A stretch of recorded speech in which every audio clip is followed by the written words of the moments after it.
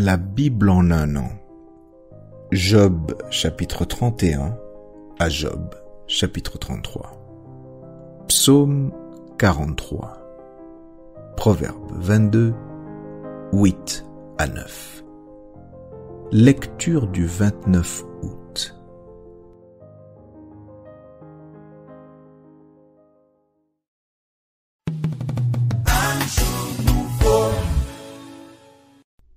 Deux Corinthiens chapitre 3.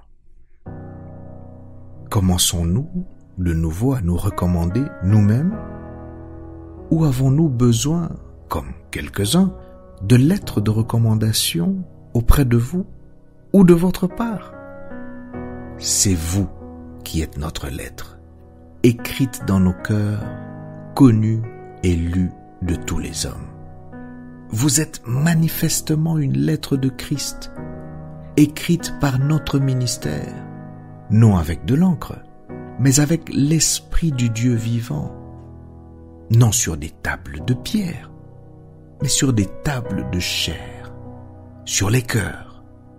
Cette assurance-là, nous l'avons par Christ auprès de Dieu.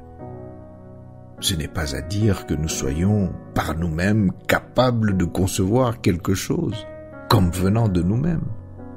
Notre capacité, au contraire, vient de Dieu.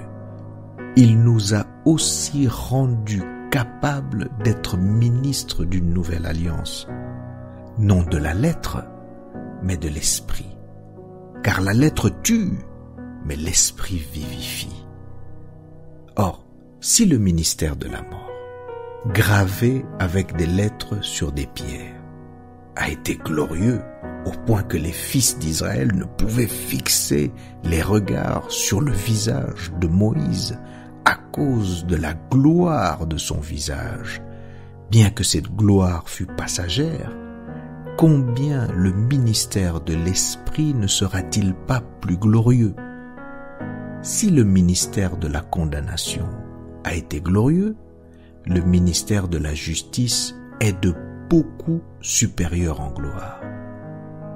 Et sous ce rapport, ce qui a été glorieux ne l'a point été à cause de cette gloire qui lui est supérieure.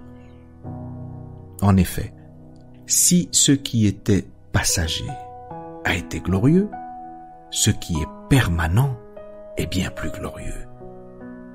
Ayant donc cette espérance, nous usons d'une grande liberté et nous ne faisons pas comme Moïse, qui mettait un voile sur son visage, pour que les fils d'Israël ne fixassent pas les regards sur la fin de ce qui était passager. Mais ils sont devenus durs d'entendement. Car jusqu'à ce jour, le même voile demeure quand ils font la lecture de l'Ancien Testament. Et il ne se lève pas, parce que c'est en Christ qu'il disparaît. Jusqu'à ce jour, quand on lit Moïse, un voile est jeté sur leur cœur. Mais lorsque les cœurs se convertissent au Seigneur, le voile est ôté. Or, le Seigneur, c'est l'Esprit. Et là où est l'Esprit du Seigneur, là est la liberté.